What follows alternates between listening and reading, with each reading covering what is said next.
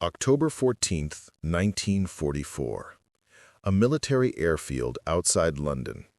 American guards marched a German Luftwaffe pilot across the tarmac toward what he assumed was his execution. Instead, they stopped at a gleaming P-51 Mustang, opened the cockpit, and one officer said words he'd never forget. "Show us how you'd fight us."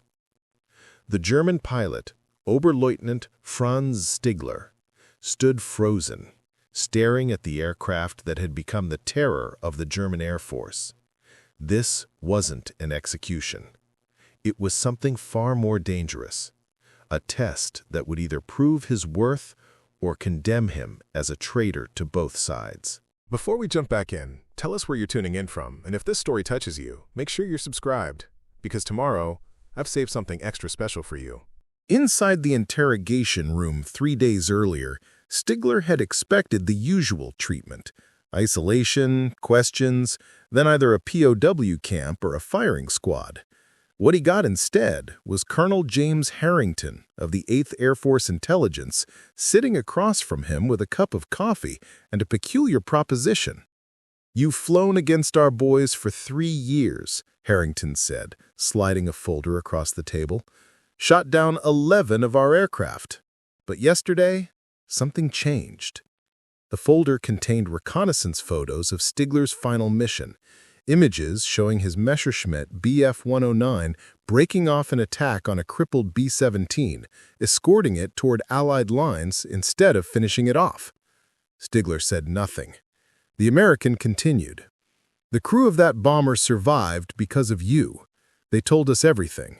How you flew wingtip to wingtip with them. How you waved off flak batteries. How you saluted them before turning back." Harrington leaned forward. "I need to understand why a German ace would throw away his war for one American crew." The German pilot finally spoke, his English rough but clear. "Because they were already dead men. Shooting them would not be combat, it would be murder." That answer changed everything. Within hours, Stigler was moved from the POW holding facility to a private quarters. No chains, no guards at the door, just a single American officer who brought him meals and asked questions, not about military secrets, but about flying, about tactics, about the Luftwaffe's training methods and combat philosophy. On the 3rd day, Colonel Harrington returned with an unusual request. "Our pilots are dying at rates we can't sustain. The Luftwaffe still has the edge in certain combat situations, and we need to understand why. I want you to fly one of our aircraft. Show us what we're doing wrong." Stigler laughed bitterly. "You want me to betray my country by teaching you how to kill my comrades more efficiently?" "No," Harrington said quietly. "I want you to save lives on both sides by ending this war faster. Every day it continues, more pilots, German and American, burn to death in the sky. You can help us finish this." He paused. "Or you can rot in a POW camp knowing you could have made a difference." The P-51 Mustang represented everything the Luftwaffe feared. With its Packard-built Merlin engine, it could escort bombers all the way to Berlin and back, something no other Allied fighter could do. Its 6.50 caliber machine guns could shred a Messerschmitt at 400 yards. But the Americans had a problem. Despite having a superior aircraft, they were still losing dogfights against experienced German pilots. The reason was simple. American pilots flew by the book. Formations, protocols, predictable tactics developed in training squadrons back in the States. German pilots, forged in the brutal skies over Spain, Poland, France, and Russia, fought with an instinctive understanding of energy management, angle fighting, and vertical maneuvering that no manual could teach. Stigler understood this gap intimately. He'd seen countless American fighters fall, not because their planes were inferior, but because their pilots fought like they were still in training, rigid, predictable, vulnerable. The Mustang could outperform a Bf-109 in almost every metric, but in the hands of a pilot who didn't understand aerial combat at its deepest level, it was just an expensive coffin. What the Americans needed wasn't better aircraft. They needed to think like Luftwaffe pilots. And Stigler, despite every oath he'd sworn to the fatherland, found himself considering the impossible, teaching them how. Preparing and narrating this story took us a lot of time, so if you are enjoying it, subscribe to our channel. It means a lot to us. Now back to the story. 6 years earlier, Franz Stigler had been a student at Munich University, studying engineering with dreams of designing civilian aircraft. The war changed everything. By 1939, he was in the Luftwaffe, learning to fly in the same training schools that had produced Germany's legendary aces. His instructor, Hauptmann Gustav Rodel, had been one of the Condor Legion pilots who'd cut their teeth in the Spanish Civil War. Rodel taught more than just flying. He taught survival. In combat, he'd said, your aircraft is just a tool. Your mind is the weapon. The pilot who thinks 3 moves ahead wins. The pilot who reacts dies. Those lessons served Stigler well. By 1943, he had 11 confirmed kills, most of them American bombers and fighters over France and the Low Countries. But something had changed in him after 3 years of war. The thrill of victory had given way to exhaustion. The faces of enemy pilots he'd killed haunted his sleep. He'd watched too many friends burn, too many young pilots, German and Allied, spiral to earth trailing smoke. The incident with the B-17 had been the breaking point. The bomber, named Ye Old Pub, was so badly damaged it could barely stay airborne. Its tailgunner was dead, slumped in his position. The pilot was bleeding, fighting to keep the nose up. Stigler had closed to 20 yards, finger on the trigger, and couldn't do it. These weren't soldiers anymore. They were just boys trying to get home. So he'd done the unthinkable. He'd escorted them to the coast, protecting them from flak and other fighters, then saluted and turned back toward Germany. The act of mercy had felt right in the moment. Now, sitting in Allied custody, he wondered if it had been the greatest mistake of his life, or perhaps his only meaningful act in a meaningless war. Colonel Harrington's proposition offered something unexpected: purpose. Not betrayal, but a chance to use his knowledge to end the slaughter faster. If teaching Americans to fly better meant fewer pilots on both sides burning to death at 20,000 feet, wasn't that worth any price? October 15, 1944, RAF Debden Airfield. Dawn broke gray over the English airfield. Stigler approached the P-51 Mustang while American ground crews watched from a distance, their faces hardened with suspicion. A Luftwaffe pilot flying their fighter, it felt like sacrilege. Colonel Harrington stood beside the wing. No restrictions. Show us what combat experience teaches that manuals don't. Stigler climbed into the cockpit, his hands moving over unfamiliar controls. The bubble canopy offered visibility his Bf-109 never could. He'd studied Mustang performance data in intelligence reports, but this was different. This was real. The Merlin engine roared to life, smoother than his Daimler-Benz. He taxied to the runway, feeling the aircraft's balance, then pushed the throttle forward. The Mustang leaped ahead with startling acceleration. Wheels up, climbing. At 10,000 feet, he began testing. Snap rolls, vertical reversals, split S maneuvers. The Mustang responded beautifully, but what impressed him most was energy retention. Where his 109 bled speed and hard turns, the Mustang held it, converting altitude to speed and back with remarkable efficiency. He dove toward the airfield, building to over 400 miles per hour, then pulled into a climbing spiral that would have destroyed lesser aircraft. The Mustang handled it perfectly.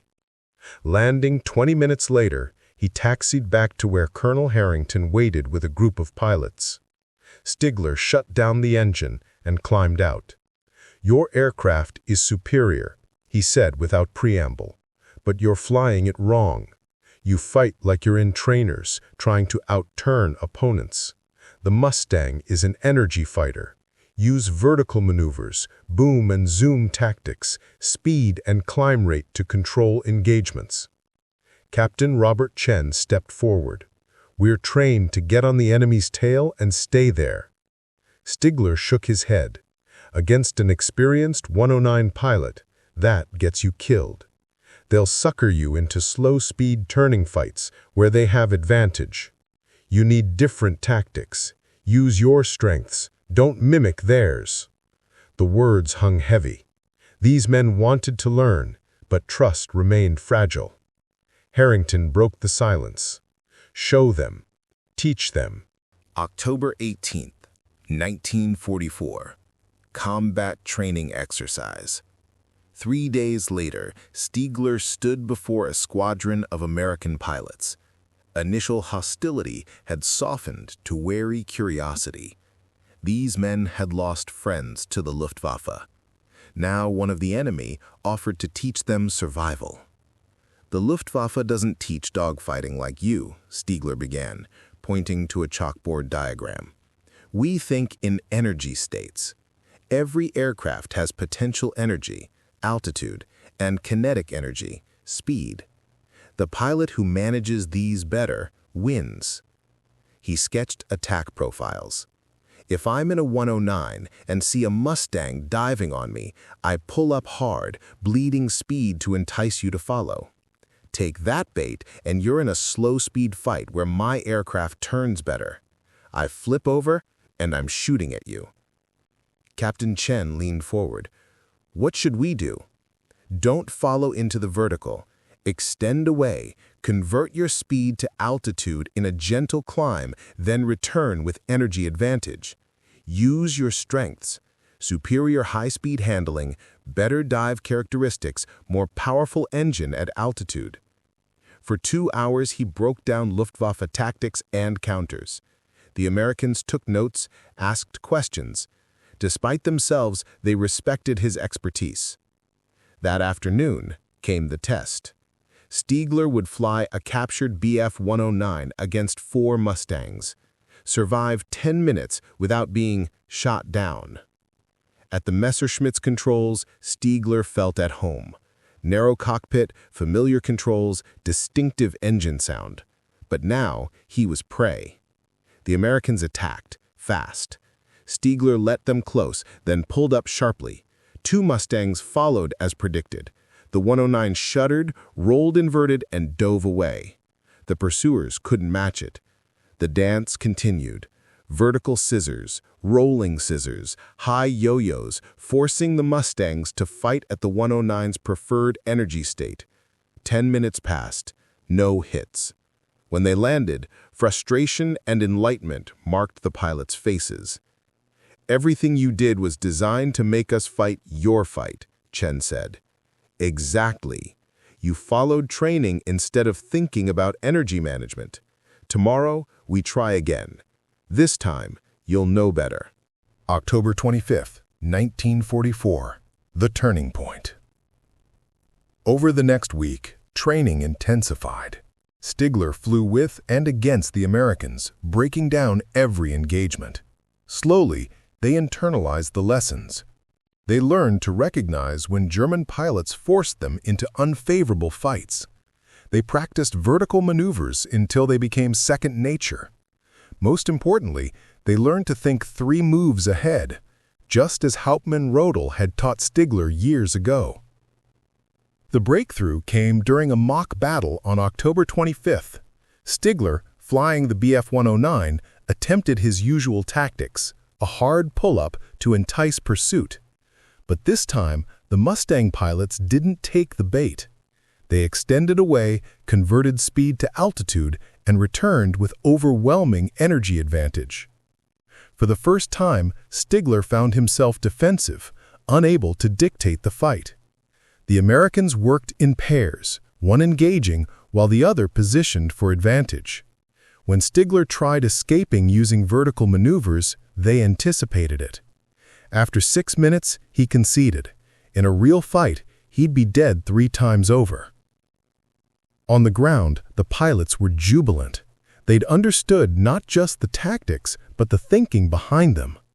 Captain Chen approached with a grudging smile. "You just taught us how to kill you." Stigler nodded slowly. "I taught you to survive. There's a difference." That evening, Colonel Harrington pulled Stigler aside. "The training worked better than I hoped. These pilots are ready, and they'll save lives by ending fights faster." He paused. "But there's something else. Intelligence reports a new German jet, the Me-262, faster than anything we have. We need to understand how to fight it." Stigler's expression darkened. "I've never flown a 262. They're reserved for elite units." "But you understand jet tactics, high-speed energy fighting. We need counter-tactics before these jets decimate our bomber formations." Harrington's voice was urgent. "Will you help?" Stigler stared at the Mustangs on the flight line, thinking about young pilots, German and American, who'd never see home. About bombers that would burn. About endless war. "Yes," he said finally. "Not because I want Germany to lose, but because I want the killing to stop." November 2nd, 1944. Advanced Tactics Development. Training evolved into something unprecedented. American test pilots brought in captured German aircraft, Bf-109s, FW-190s, even a partially functional Me-262 jet. Stigler flew them all, demonstrating capabilities while Mustang pilots learned counters. The Me-262 sessions were most critical. The 262 is 100 miles per hour faster than your Mustang, Stigler explained. You cannot chase it. Your only advantages are maneuverability at lower speeds and numerical superiority. He drew engagement scenarios. The 262 pilot makes one high-speed pass, fires his 30mm cannons, extends away before you react. He'll climb, turn around, repeat. You cannot fight him traditionally because there is no dogfight. He chooses when to engage and leave. "How do we stop it?" asked Lieutenant Marcus Delgado. "You don't," Stigler said. "You make it irrelevant. Position fighters between jets and bombers. Force the 262 to come through you to reach targets. When it passes and extends, don't chase. Stay with bombers. The jet carries only 30 minutes of combat fuel. Deny it easy targets, and it returns to base with nothing accomplished." He continued, "And if you catch a 262 on approach to landing, when it's slow, fuel-critical, vulnerable, that's when you attack. Not in the air where it dominates, but in the pattern where it's just another aircraft." The Americans absorbed this like men dying of thirst. This was survival knowledge from someone who'd lived Luftwaffe tactical culture. Over following days, they practiced intercept patterns designed to counter jet tactics.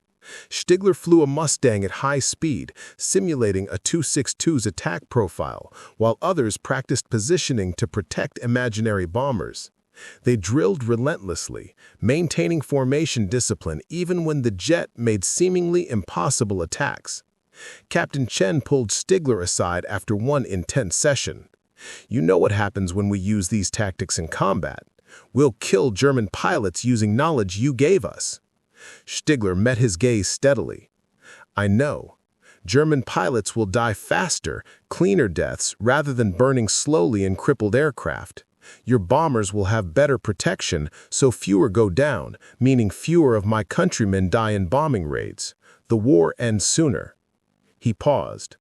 "I've made my choice. I have to believe it's right." November 8th, 1944. First combat application. The real test came sooner than expected. Colonel Harrington received orders to deploy the newly trained squadron to forward bases in France. They would escort bomber formations deep into Germany, missions where Luftwaffe fighters had been inflicting devastating losses. Before deployment, Harrington gave Stigler an unexpected offer. Come with us, not as a prisoner, but as an observer. See if your training saves lives. The proposal was irregular, possibly against military protocols, but Harrington had the authority and conviction that this unprecedented collaboration needed to continue. Stigler agreed, knowing the psychological weight. He would watch American pilots use his teachings to fight his former comrades, perhaps kill men he'd flown with, trained with, shared meals with in Luftwaffe mess halls. The squadron deployed to Chievray airfield in Belgium on November 10th. 2 days later, they flew their first mission, a bomber escort to Mersburg, one of Germany's most heavily defended oil facilities. Stigler watched from operations as 24 Mustangs climbed into gray November sky. The mission lasted 4 hours. When fighters returned, 3 were missing, but bombers suffered no losses. Captain Chen landed and immediately sought out Stigler. "It worked," Chen said, sweat-stained and exhausted. "We encountered 109s over the target. They tried exactly what you said, a hard pull-up to force us into a slow fight, but we didn't take the bait. We maintained energy, used vertical separation, worked in pairs exactly like you taught us." Lieutenant Delgado added, "One of our guys got a confirmed kill. The German pilot tried every trick you'd shown us, but we'd already seen it in training. We knew what was coming." Stigler felt complex emotions.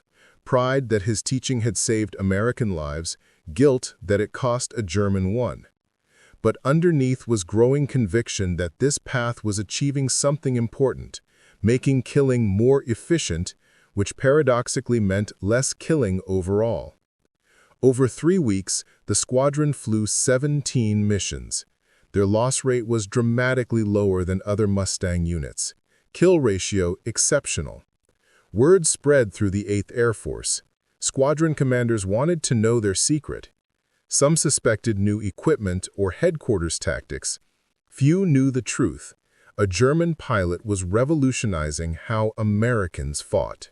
November 28, 1944. The encounter. The mission that changed everything came on a cold morning before Thanksgiving. The target was Munich, Stigler's hometown. American bombers would strike rail yards where he'd played as a child. But he said nothing. The war was beyond such sentiments. The mission proceeded normally until the initial point.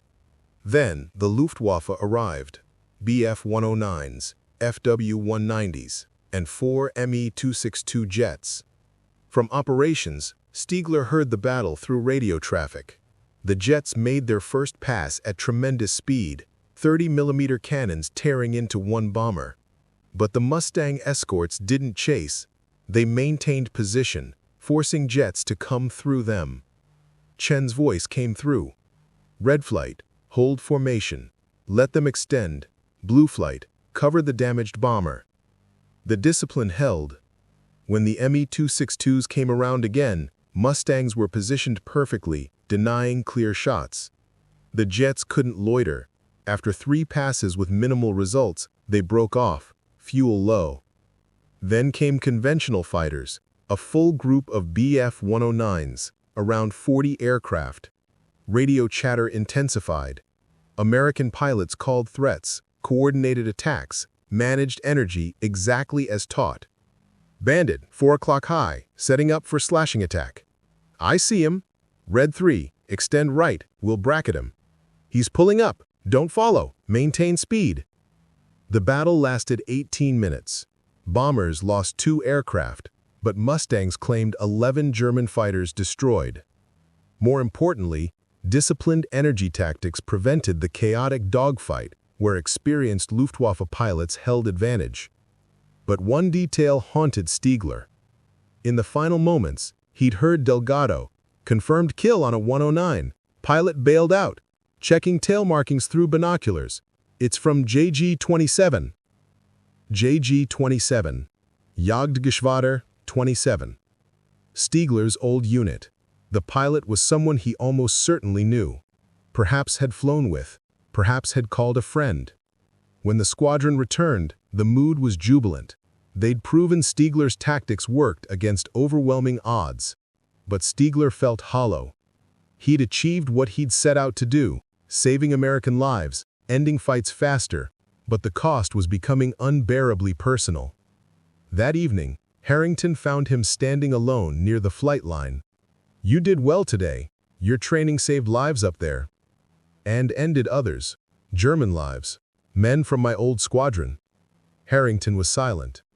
"Would you rather those American boys had died instead, or that the battle had dragged on longer?" "I'd rather the war was over. I'd rather none of this was necessary." "Then, help us finish it. We're receiving reports of new German tactics, desperation moves. We need you to help us counter them. Every day you help is a day closer to the end." Stigler nodded slowly. He'd crossed too many lines to turn back. The only path was forward. December 1944. The desperation tactics. As winter deepened and Germany's situation grew desperate, the Luftwaffe began employing tactics born of desperation rather than doctrine. Stigler had warned this would come, but even he was unprepared for the extremity. Early December brought the first sign. A Mustang squadron reported being attacked by German fighters that made no attempt to evade, instead flying straight into American formations in deliberate ramming attacks. Some pilots bailed out at the last second, others didn't. It was the ultimate expression of Germany's crisis, pilots sacrificing themselves not for victory, but simply to take one American aircraft with them. Stigler was shaken when he heard the reports. "Sonderkommando Elbe," he muttered. "I'd heard rumors, but didn't want to believe it." Major Chen, now squadron commander, pressed him for details. "What is it? What are we facing?" "Volunteers," Stigler explained, his voice heavy.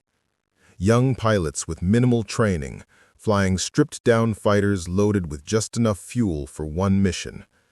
They're supposed to ram American bombers. It's called Sonderkommando Elbe, a suicide unit in everything but name." The room fell silent. American pilots had faced determined enemies before, but this was different. This was systematic self-destruction on a scale that defied military logic. "How do we fight that?" Lieutenant Delgado asked. "How do you counter someone who doesn't care if they die?" Stigler thought carefully. "You don't engage them the way they want. They're expecting a dogfight where they can close to ramming distance. Instead, use standoff attacks. Engage from maximum range with your .50 calibers. Don't let them close. Most importantly, protect the bombers by positioning between them and the attackers. If these desperate pilots can't reach their targets, they'll have to abort or crash without accomplishing anything." He continued, his voice bitter. "These are boys, most of them. 18, 19 years old, with perhaps 30 hours of flight training. They're not skilled pilots. They're guided missiles made of flesh and aluminum.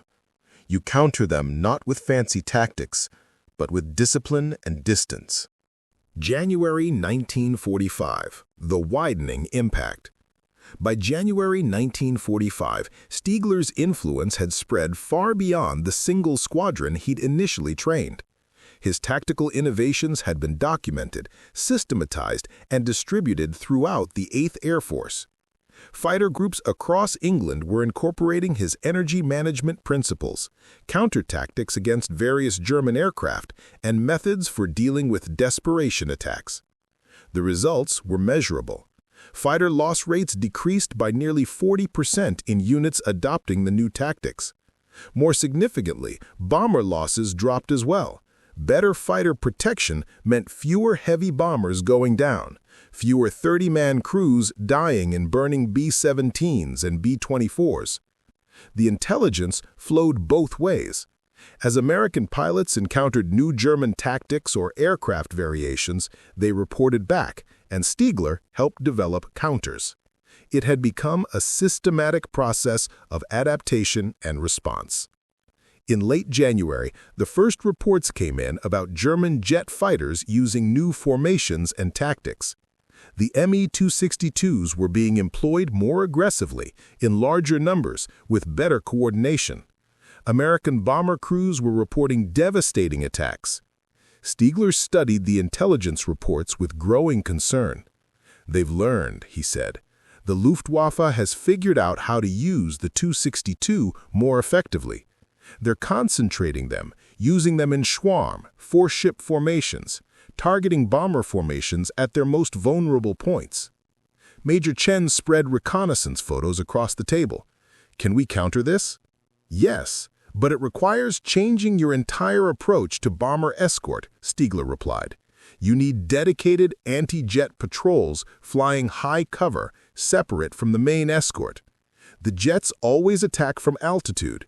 If you have Mustangs positioned above and ahead of the bomber stream, you can intercept the 262s before they build up speed for their attack runs." He sketched out the formation concept. "The high cover won't get many kills, the jets are too fast, but they can disrupt the attacks, force the 262s to evade early, spoil their firing solutions. Meanwhile, your main escort stays with the bombers to deal with conventional fighters." January 1945. The widening impact. By January 1945, Stigler's influence had spread far beyond the single squadron he'd initially trained. His tactical innovations had been documented, systematized, and distributed throughout the 8th Air Force. Fighter groups across England were incorporating his energy management principles, his counter-tactics against various German aircraft, and his methods for dealing with desperation attacks.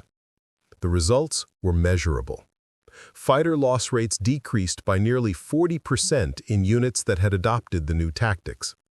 More significantly, bomber losses dropped as well.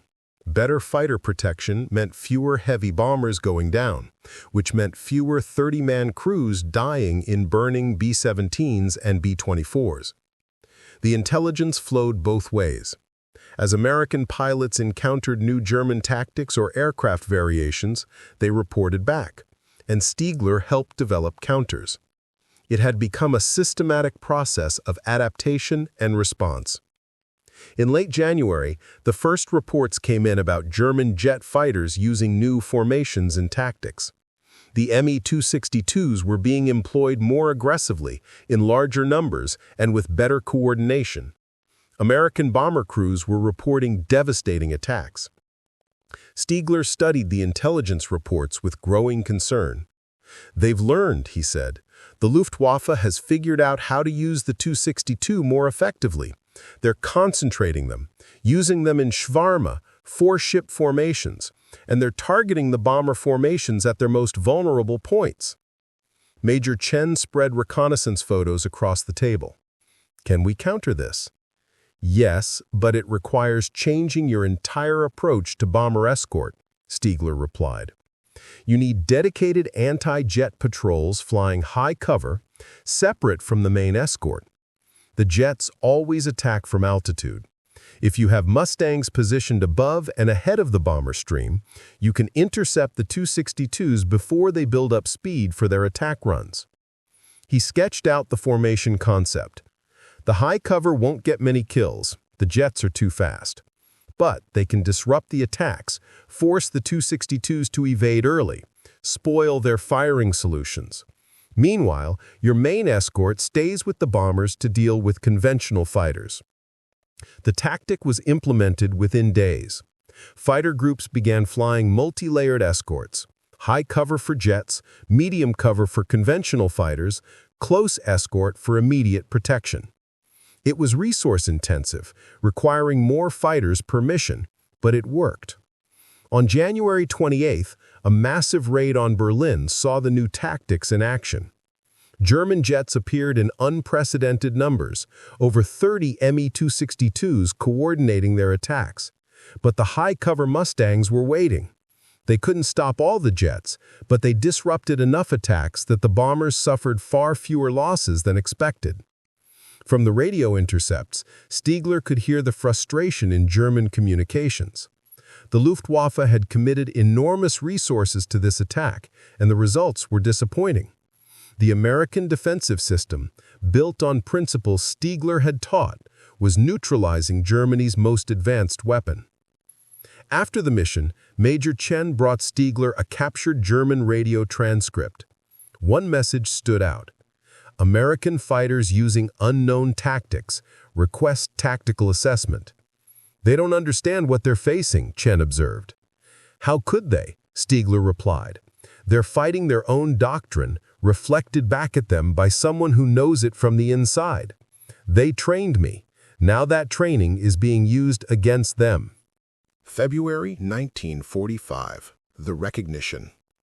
In mid-February, Stigler received an unexpected visitor, Brigadier General William Kepner, commander of 8 Fighter Command. The general had come personally to meet the German pilot whose tactical innovations had revolutionized American fighter operations. "I've read every report," Kepner said, shaking Stigler's hand.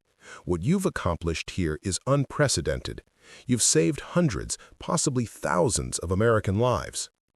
Stigler accepted the compliment with mixed feelings. "I've also helped kill hundreds of German pilots, General." "You've helped end this war faster," Kepner corrected. "Every day it continues, more men die on both sides.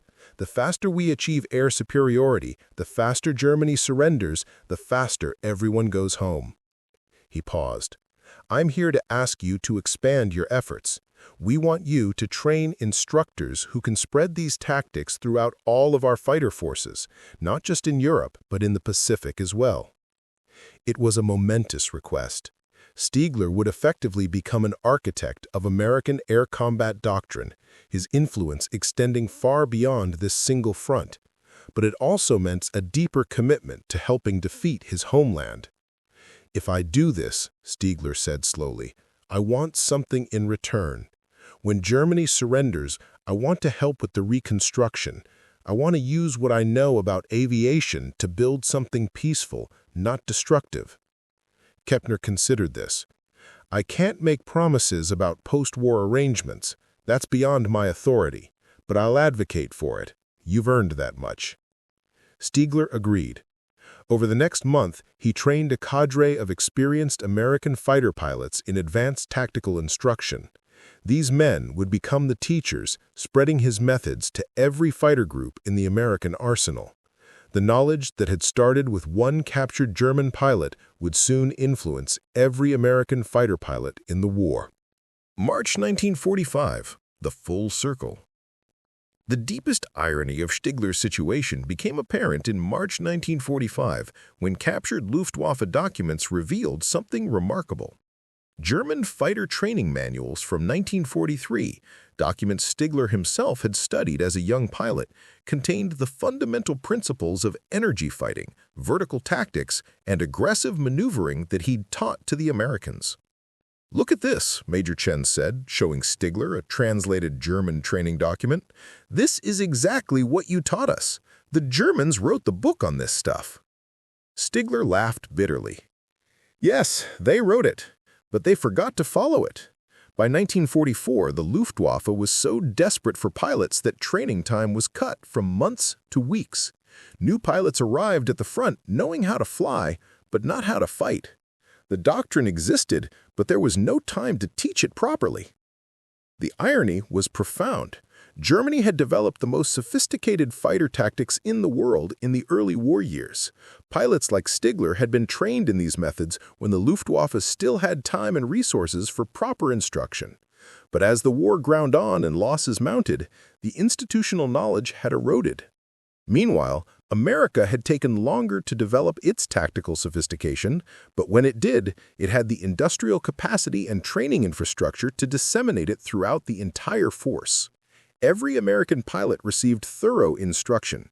The tactics became standardized, systematic, universal. "We had the knowledge first," Stigler reflected, "but you made it work. You took what we'd learned for years of combat and turned it into a system that every pilot could use. That's the difference between innovation and implementation." Lieutenant Delgado, now a captain and instructor himself, added another observation. "It's like we took your recipe and scaled it up for mass production. The Germans had master chefs, but we built a restaurant chain." The comparison was apt. Germany had relied on individual excellence, aces with hundreds of kills, pilots with exceptional skill and experience. America had created a system where average pilots, properly trained and working together, could defeat even skilled opponents. But there was a deeper irony still. The very training that had made Stigler valuable to the Americans, his deep understanding of Luftwaffe doctrine, was becoming obsolete. By March 1945, the Luftwaffe was a shadow of itself. Fuel shortages grounded most aircraft. Experienced pilots were dead or captured. The new pilots being hastily trained barely understood the basics, let alone the sophisticated energy tactics of the early war years. Stigler was teaching Americans to fight an enemy that no longer really existed. The Luftwaffe he'd known, the one that had mastered the skies over Europe in 1940 and 1941, was already history. What remained was a desperate remnant, flying without fuel, without experience, without hope. April 19th, 1945.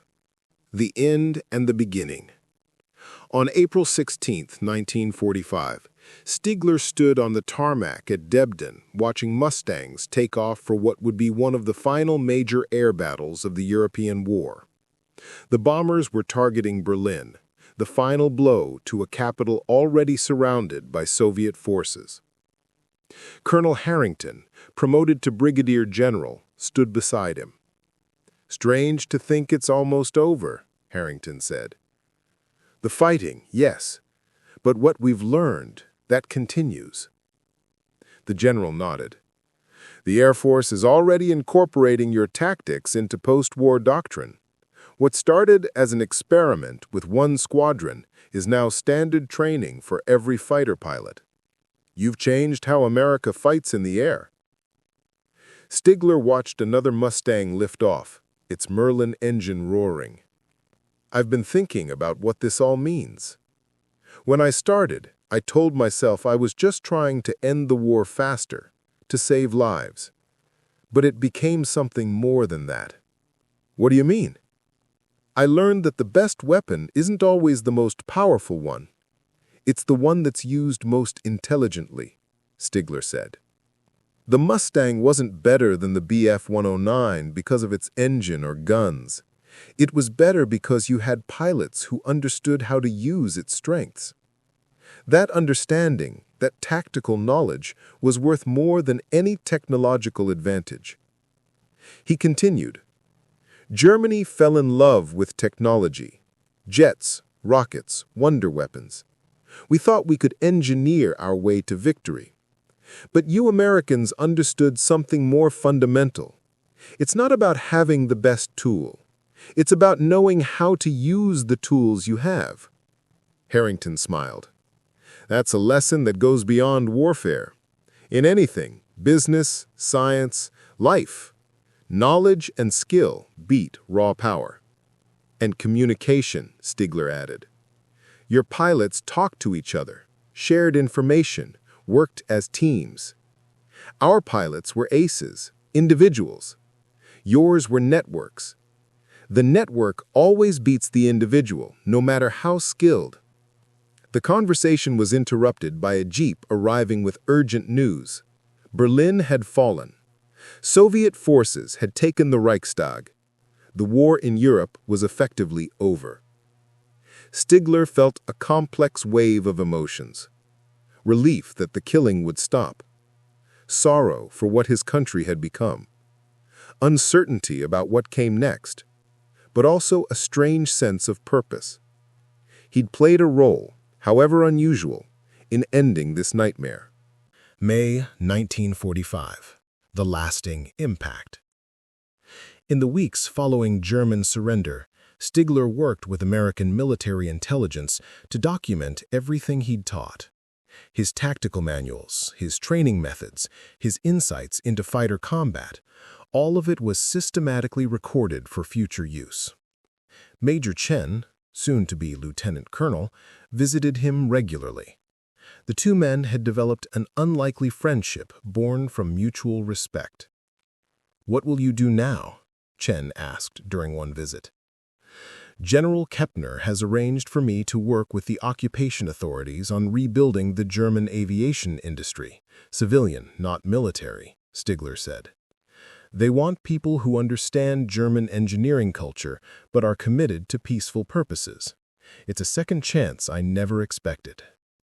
Chen nodded. "You earned it. You probably saved my life, you know. That first mission over Merseburg, if I'd fought the old way, I'd have gone down. Instead, I remembered everything you taught us about energy management, and I came home." Stigler looked at his former student, his former enemy, now his friend. That's what makes it worthwhile. Not the tactical victories or the kill ratios, just knowing that someone made it home because they learned something I taught them. Before they parted, Chen had one more question. "Do you regret it, helping us defeat Germany?" Stigler was quiet for a long moment. "I regret that it was necessary. I regret the war, the destruction, all the lives lost. But do I regret choosing to save lives rather than take them? No, never." The legacy. Franz Stigler's story didn't end in 1945. In the years that followed, he became a consultant to NATO air forces, helping to train the next generation of pilots in the tactics that had proven so effective. The West German Luftwaffe, rebuilt in the 1950s, used training methods that incorporated his teachings. The irony came full circle. German pilots learning to fight from doctrine developed by a German pilot who'd taught Americans to defeat Germany. But the real legacy wasn't tactical. It was philosophical. Stigler had proven that expertise could transcend loyalty, that knowledge could be more valuable than allegiance, and that sometimes the greatest act of patriotism is helping to end a war your country cannot win. He'd shown that the most sophisticated technology means nothing without the wisdom to use it properly. The principles he taught, energy management, tactical patience, systematic thinking, spread beyond military aviation. Business schools taught case studies about how superior processes could overcome superior products. Sports teams studied how coordinated effort beats individual excellence.